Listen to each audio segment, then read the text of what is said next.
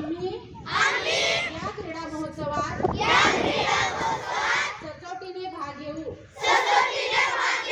या क्रीडा महोत्सवात होणाऱ्या क्रीडा प्रकारात आम्ही उत्साहाने सहभागी होऊन उत्तम खेळाचे प्रदर्शन करू।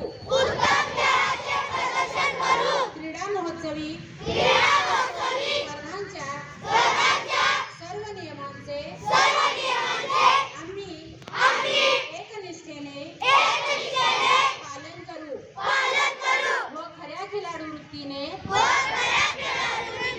वागून पंचांनी दिलेला निर्णय